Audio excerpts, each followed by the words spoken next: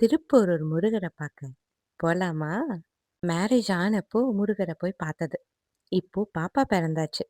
So, பாப்பாவ கூட்டிட்டு போய் திருப்போரூர் முருகன பார்த்துட்டு வந்துரலான்னு கிளம்பிட்டோம். மாலை வாங்குனோம். வாங்கிட்டு கொடிமலை தரிசனம் கோடி புண்ணியம். எங்க மாமனார் சொன்ன மாரி கொடிமர தரிசனத்த பார்த்துட்டு, முருகரையும் தரிசனம் பண்ணிட்டோம். ஒரு வழியா வந்தோம் திருப்பூர் முருகன் பார்த்தாச்சு. அதுவும் அழகான தரிசனம். நல்லா பார்த்தாச்சு. எங்க அம்மாவும் பார்த்துட்டாங்க.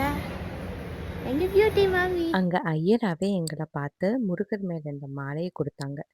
அத மாத்திக்க சொன்னாங்க. ஸோ நாங்களும் மாட்டிக்கிட்டோம். பாப்பாவையும் தூக்கி அழகா ஃபோட்டோஸ், வீடியோஸ் எடுத்துக்கிட்டோம்.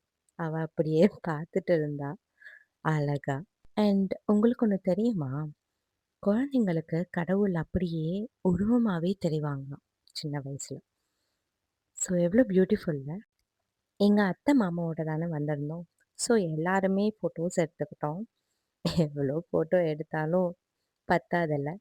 குழந்தை இருக்கும்போது சொல்லவா வேணும்?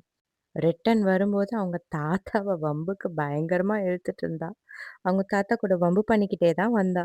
ஸோ முருகரோட தரிசனத்த வாங்கிட்டு, நாங்க நல்லபடியா வீட்டுக்கு கிளம்பிட்டோம். எவ்வளவு சவுண்டு